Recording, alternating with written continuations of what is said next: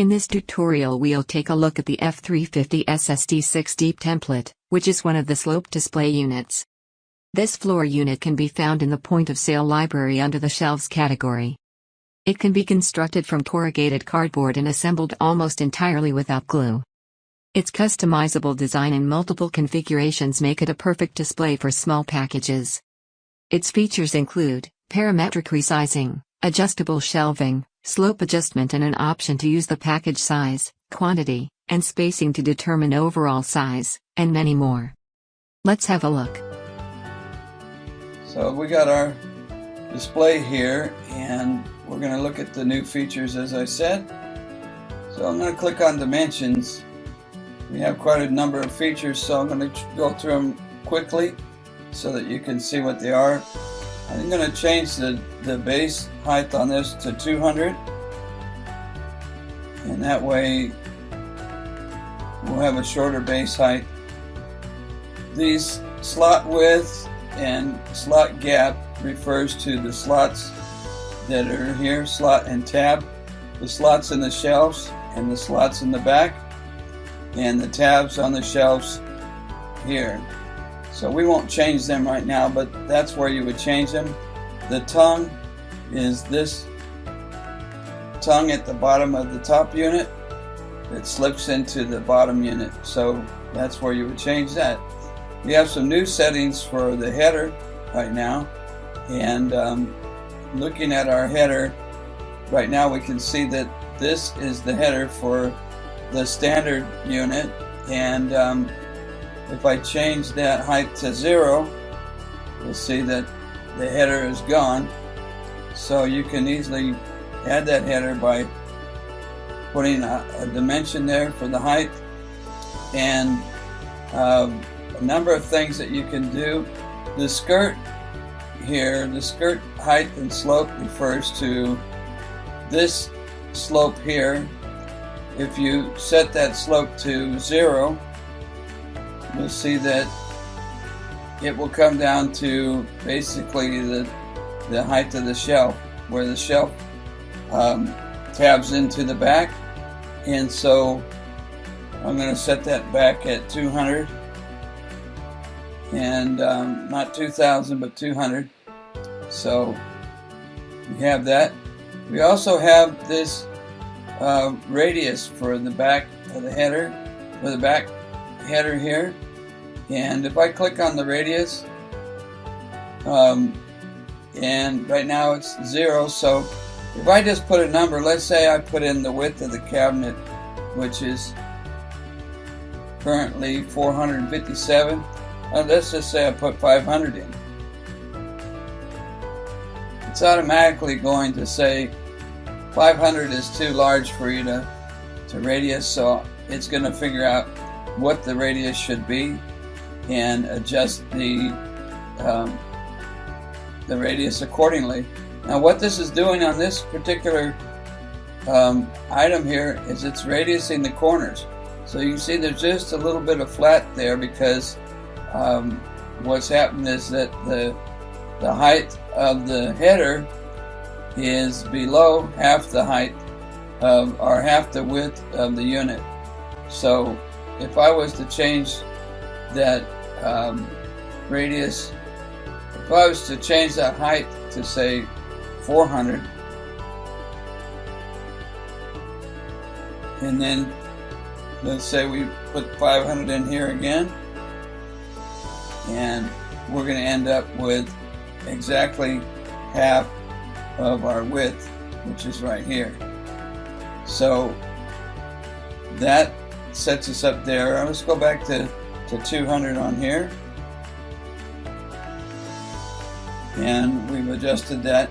You can also go much less, so you could say, for example, you want 80 millimeters on the corners and end up with a top like that. The other option that we have here, and I'm not going to radius it right now, but our pop out. And what this does is when you fold up this unit, this section right here is going to pop out to the front. So instead of having the header in the back, it's going to be right in the front. And you can also radius the top and bottom of this particular item. So I'm going to click on that. You'll see that the radius is 600 for the top and bottom here. And let's do something. Let's change this radius to 300. And I can do the top and bottom independently, so I can end up with a different radius on the top than I have on the bottom. I'm going to go down here and change the width to 600 so we can kind of see what goes on there, and see that radius is still in there. But if I was to change that radius to, say, 200, it's automatically going to set it to the whatever the max that it can go. So that's showing that pop out. And what I'm going to do down here, I can set the number of shelves. I can set the height of the shelves. In this case, I want them to be 200, and the depth of the shelf. Now keep in mind that this is setting the shelf depth, meaning that the shelf is on a slope, so the sides of the cabinet are not going to be quite as deep as the shelves are if they're on a slope. So we're going to go ahead and set this to 400. And now let's kind of have a look at our display in 3D and see what we have here. So I'm going to go to 3D, and you can see that let's turn this around and we'll take a look at it. See how that pop out is out there in the front. So if we disassemble it, if we disassemble right now, and if I unfold it, you're going to watch that pop out go back into place in the flat sheet. So that's what the pop out does. It brings it right out to the front and gives you that header in the front so that you can put your illustrations on it. Then we'll assemble the unit, and let's zoom into that.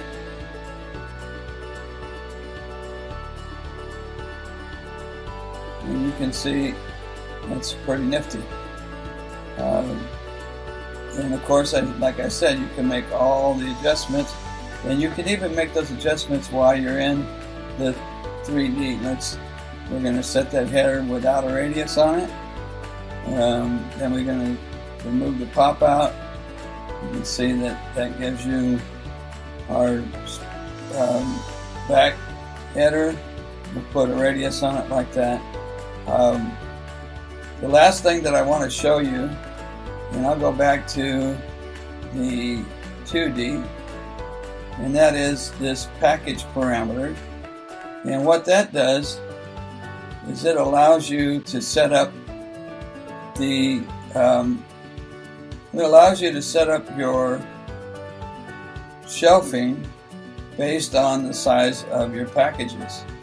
So right now we see that the height of our package is 76 millimeter, the width is 50, and the depth is 38. In this next area down here, we can set the number of packages that we want across and deep. We can set here the gap that we want around from the top of the packages, and I'm actually going to change this to be 80, so we can see what that does. Now we've got room at the top of our packages to get them out from the shelves, and then we have this gap on the sides. What that does is allows us just a little bit of room so that the packages aren't too tight in there, and it gives us a lot of flexibility on setting up this unit. And like I said, we'll go back to 3D and look at this one, and it's let's see, that's how it would look set up for those packages. So that about does it. I think the only thing I might have missed is this slope here is underneath the shelf parameters. That is the slope on the shelves from back to front, and then the rail height is setting this rail here in the front. So for example, if I change that rail height to be 64 millimeters, you can see that it's going to change. We may want to change the top of the or the package size to 100, and the gap at the top would be, we'll just leave it at 80. You can see how everything changes dynamically and parametrically so that you can build the right kind of display unit that you want. So I hope this gives you a good understanding of what you can do, and have fun. Thank you.